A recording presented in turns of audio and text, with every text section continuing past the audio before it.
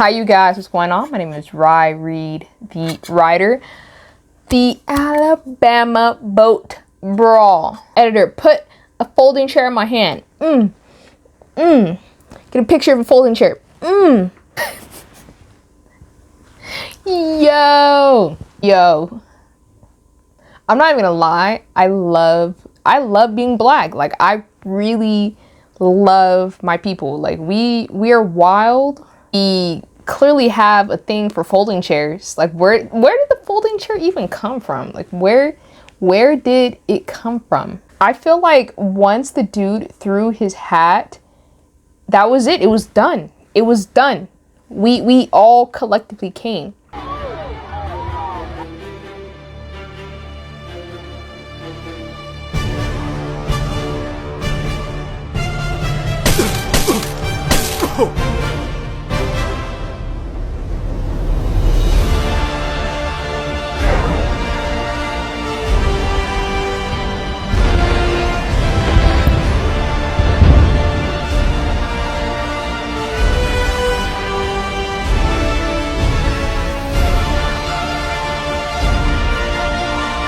I'll say the worst part is I'm not a person for violence. Like, I don't condone violence. I don't think like that's like the way to solve an issue. You should not use violence. But when violence is done upon you, when you're not the one who initiate the violence and you're being attacked, game over. It's like that saying, F around and find out. You and your wife and your friends jump me, find out. I don't know if y'all heard the Alabama Boat Brawl. It happened on August the 5th, so it happened a little while ago. Some videos have been releasing online on social media that's been going haywire. And this has sparked a lot of like national debate on like racial tension and like racial collectiveness. But I believe that this issue is very deep rooted and it's bigger than just black and white. I think it goes for any race. I'll tell you this, if an Asian person was being jumped and beat up by a whole bunch of white people or a whole bunch of black people, and there are Asian people in the crowd, they coming through. If you have one Spanish person being harassed by a whole bunch of white people, all the Spanish people in the area are coming through. In this particular video that I'm about to show you guys, I'm feeling it. It goes to show that even though there's so many issues in the black community, we're not perfect. We've gone through a lot. Like, you know, slavery and what we're feeling even years and centuries after that, there's still a lot of like racial tension between black and white people. Moments like this, in this particular moment, we got to see black people come together and I wouldn't say solve an issue, but defend a person who was being treated poorly. I'm gonna show you guys the video. Tell me what your thoughts are in the comment section. An altercation on a Montgomery, Alabama boat dock over the weekend between a group of white boaters and a black employee escalated into a massive brawl that resulted in multiple arrests. Montgomery Mayor Stephen Reed is calling for justice to be served for attacking a man who was doing his job. It's an unfortunate incident, and it's something that we're investigating right now. We'll continue to go through that process before we take any additional steps. It all began when the black employee was trying to clear the dock space where the Riverside cruise, the Harriott II, normally docks. The cruiser was about to return to shore and needed its space to dock. You know, just doing his job. And for some reason, they didn't like it. They didn't want to move the boat. And he decided to get physical with him. You can see in the video the black employee on the dock arguing with one of the men from the pontoon boat, and then another shirtless white man charging at the employee and hitting him in the face. Soon after that, you can see several others join in on the attack of the dock employee. In some of the video, which has gone viral, with millions of views, people on the boat can be heard yelling for someone to go help the employee. Then at one point, you can see a young man who has jumped off the boat, swimming ashore to help the man who was being attacked. The boat got closer, the guys and the crew members and everybody got off, and that's when it happened. That's the reason why when they got off the boat, they came right to that smaller boat. And that's when more fighting ensues, turning into an all-out brawl that included several people getting hit over the head with a folding chair. Soon after, officers started trying to take control, handcuffing people in the fight. They were the antagonists of the whole situation. Arrest them, because unfortunately, when things happen, people of color are the first to be put in handcuffs. Many questions remain about the melee that appeared to be very much split across racial lines. We are fully engaged, and we are doing all of our due diligence to find out exactly what took place.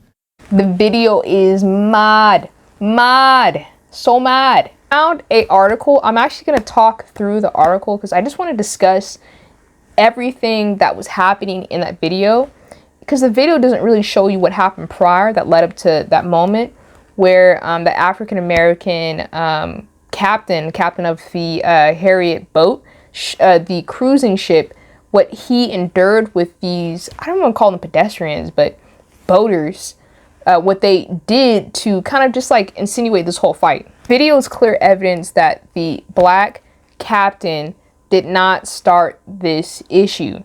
This happened due to white boaters. They parked their boat in a section that was not designated to them, actually meant for the cruise line. Yeah, let me read the article first.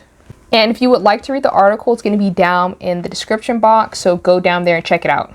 And the article was written by US Today. They actually did a good job of summarizing like this whole issue.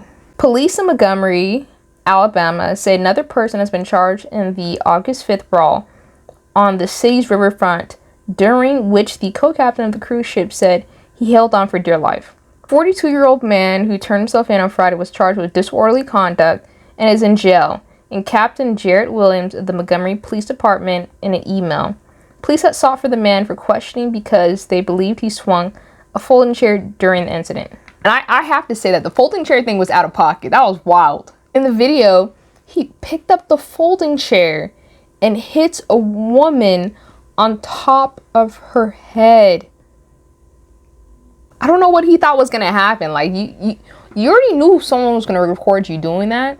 And like, I feel you were pissed off, you were angry, but you hit a whole woman with a whole folding chair.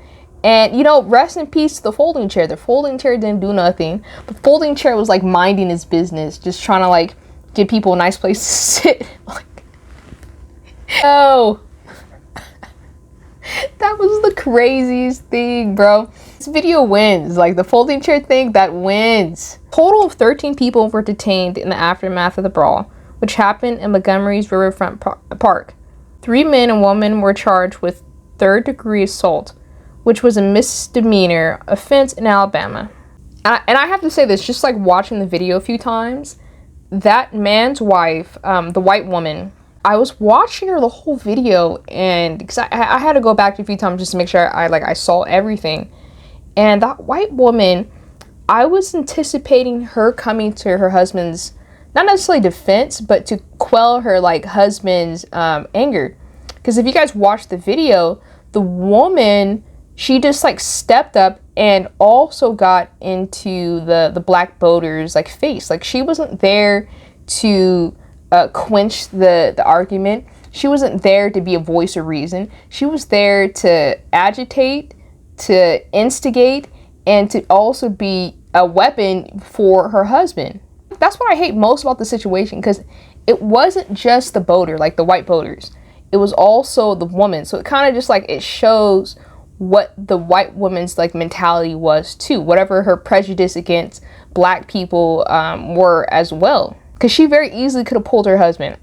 She could have been the voice of reason to pull her husband back, but she didn't do that. She instead stayed there, watched this man get beat up, watched her husband act a fool, and she kind of at the end, she tried to kind of pull some of the guys off of him, but she was also involved in the brawl. She was there helping. Rest in peace to the folding chair. 43 described in a handwritten statement to authorities included in court documents how he was attacked after moving a pontoon boat a few feet so the Alabama cruise ship, the Harriott, could dock. And I did some more investigation too, just because I said, I wanted to know this whole story in its totality. Dameion Pickett, he was one of the captains of the Harriott cruise ship. He had been asking this boater who was in his parking spot to move his boat for about 40 to 45 minutes, which is absolutely ridiculous. And keep in mind, the guy who is the captain, he has about over 200 people who are on this cruise ship who need to be docked, who have lives, who need to get off. So it was a major priority for him to get these people off this boat and onto land. And like that just shows like the selfishness of the boater. First of all, you're parked somewhere where you know you shouldn't be parked. After like this person asking you to do something for about 40 to 45 minutes, you don't care. No. 40 to 45 minutes for you to do something. And you know you're in the wrong. The ship captain had asked the group on a pontoon boat at least 5 to 6 times to move the river boat's designated docking spot, but they responded by giving us the finger and packing up to leave. Pickett said in the statement, the boat co-captain and another member of the crew went ashore and moved the pontoon boat 3 steps to the right, he said. And I believe that's what ensued the clash between the black people and the white people. Because the boat captain had already been asking these people, these boaters, this one boater, to move his boat for about 40 to 45 minutes. He did not do so. And after that point, like I said, the captain's main priority, his main agency, was to get these people off the boat. So he went upon himself to move the boat a few feet from where the cruise ship was going to park. And I can see for some people going, oh yeah, that's like an issue. You shouldn't touch someone's boat. But after 40 to 45 minutes, if you're not doing something, and I have to do it for you to get people off a boat because you're in a park, a spot that you should not be in, like, you know, come on now. After that, 2 people encountered him, threatening to beat him for touching the boat. The men argued that it was a public dock spot, but Pickett said he told them it was a city designated space for the riverboat, and he said he was just doing my job. The white boater, like, basically just, I don't know what he was doing. Because, and this is just like the way I'm thinking about it. If I can ask you to do something for 45 minutes, multiple times, like 5, 6 times, I've asked you multiple times to move your boat. That's way too many times. And the fact that I have to get off my cruise line ship to move a boat, and I move it, then now you want to come over at me and get mad at me for moving something I asked you to move? Why didn't you just move it yourself? And 3 to 4 feet's nothing. Like, it's really nothing. Like, I hope you guys can feel my frustration, because it's just, this whole thing did not need to occur. And I don't know what's going on with these boaters, like these white boaters, why they felt the need to be so defiant. They felt the need to not even work with the cruise line ship. Like, the cruise line ship wasn't saying you can't dock here at all. He was just saying, can you move your boat? And I looked at the dock. There's plenty of space. All it would have took him was like a minute or 2 to move the boat. Like, it's so easy just moving a boat and just moving the vehicle a few feet up. It's not a big deal. But that's what I'm saying about these white people. Like, I'm not trying to use white people as a general sense, but these particular white people, this whole thing did not need to even happen. It could have been resolved very quickly, very like admirably, very politely. Like, just move your boat, get out the way. We have 200 people on this boat, and we don't know what's going on with these people. These people on the boat could have families. These people on the boat could have jobs to go to the next day. These people could have like medical emergencies, and like, let's say they need their medication and it's in their car, but they can't get to their medication because like they're on this boat. They're stuck here. You're trapping 200 people on a boat because you don't want to move your small boat. They call it the pontoon. I'm probably saying it wrong, but you don't want to move your boat 3 to 4 feet to be of service because you parked somewhere where you should not have parked. You know, and the white guy in the video, he was old, bro. Like, you're a grown man. Like, you're grown. Same thing for his wife. Like, you guys are old people. You guys aren't in your 20s. You guys aren't in your 30s. You guys are grown ass people. And you park somewhere where you should not have parked. And you did this out of what? There's no other way for me to look around it. It has to be some type of hate and ignorance. Pickett said he was punched in the face and hit from behind. I went to the ground. I think I bit one of them. All I can hear is, I'm going to kill you and beat you, he said. Pickett said he couldn't tell how long it lasted and grabbed one of them and just held on for dear life. A second round of fights happened after the riverboat docked and several crew members approached the pontoon. The article continues. Videos of the incident involving several white boaters attacking Pickett, who is black, and the teen deckhand, who is white, and was punched, went viral and led to international news coverage. The deckhand's mother heard a racial slur before Pickett was hit, she wrote in a statement. This is why, like, a lot of people are saying, oh no, there's no racial disparity, there's no racial debate that needs to be discussed, but there clearly has to be. Because if there were racial slurs thrown at Pickett, who, keep in mind, he was at work, he's at his job, like, he's not there to kick it and have fun. He was actually doing something of great importance. Like, as a captain, you are responsible for everyone on your boat. You're responsible for the boat. You have an immense amount of responsibility over you, and all you're trying to do is your job. Then you have these white people who, could, like I said, they could have just moved their boat, could have been like nothing, and they start throwing racial slurs, and that's where we have to bring up the racial issues. It's a form, to me, this is a form of racial hate. Because let's say the boat captain, was not black, maybe he was white. These white boaters more than likely would have been more polite and they would have moved their boat. And I hate to say that, like, to bring this in the situation, but, like, there's still racial hate in our society. It's never really going to go away. There's always going to be those, that tension, but that just shows it with this guy right here. He was throwing racial slurs, and maybe it wasn't just him. Maybe it was the people who were with him, because it said there were multiple people who were with him. And clearly in the video, you could see the number of white people who were alongside him throwing racial slurs. Like, why? Why was that so important for you to make it a point that the boat captain was black? To diminish him? To tarnish him? To make him feel bad about being black?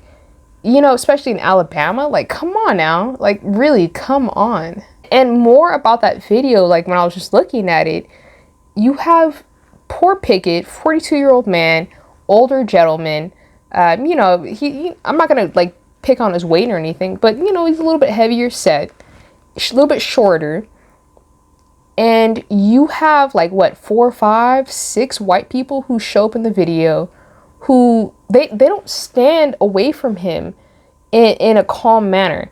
They push themselves on him and look down on him and start pressing their bodies, like, on him and start looking on him. And same thing with that woman. She did not come in there in a very calm, easy manner. She came in over there it reminded me of, like, hyenas. Like, you guys ever seen, like, wild like, documentaries on, like, African, like, safaris? That's the way she came in.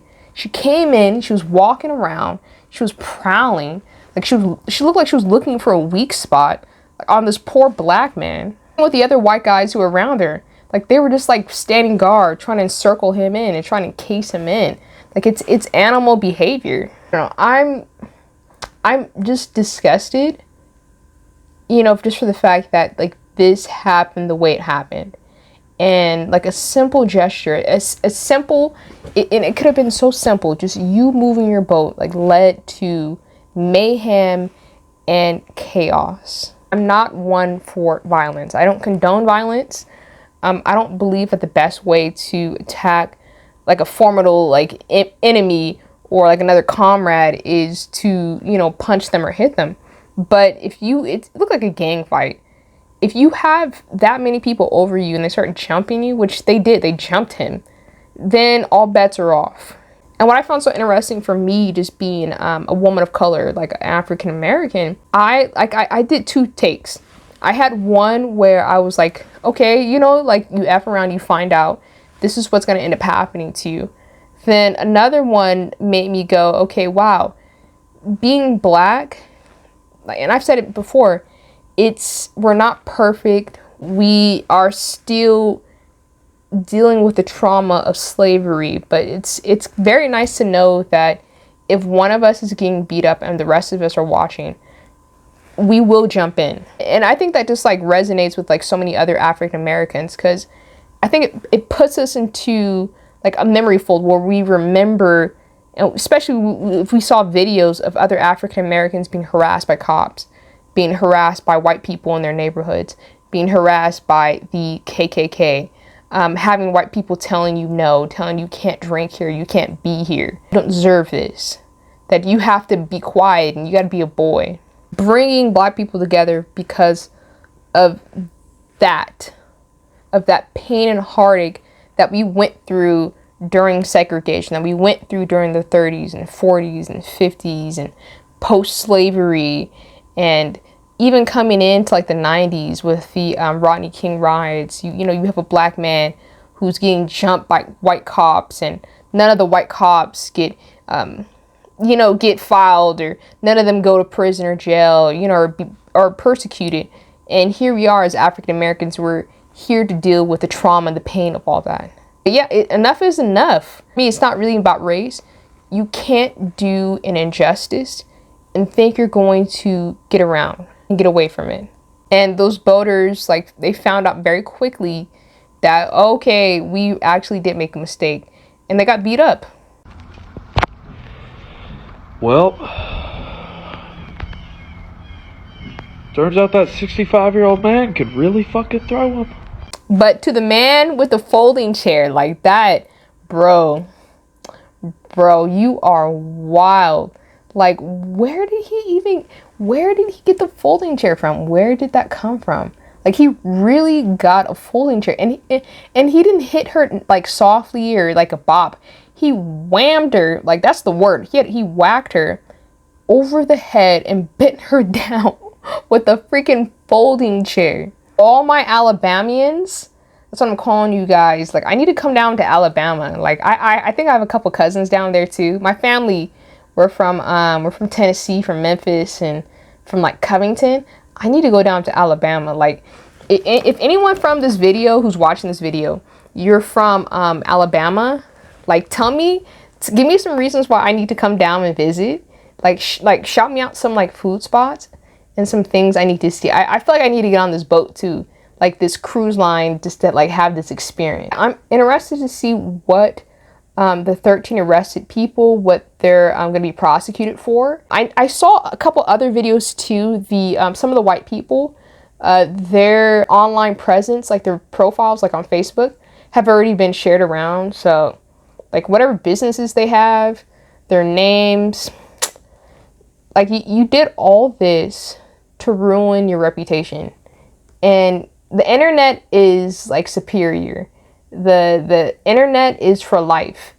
You forever will be remembered and connected to this Alabama boat brawl because you didn't want to move your boat, and now your name is tied to this thing forever. Like, now you got to deal with you forever being on social media and your name tied to this. So wherever you work, wherever you live, people are going to find out where you live and where you work, and we don't know what's gonna happen to you after that. Like, it's crazy.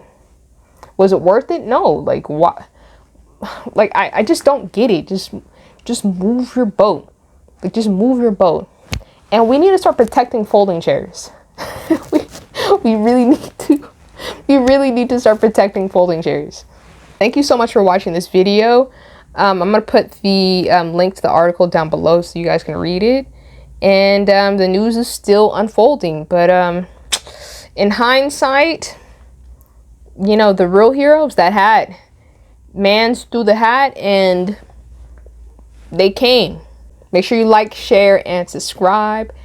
We are almost at 500 subscribers. We are so close. I'm trying to get to 1,000 subscribers, but make sure you share this video. Let's get this thing popping. Because, yeah, I'm going to keep doing news reports on like Black news and like whatever like small topics I find interesting. Thank you so much. Let's get ready to rumble!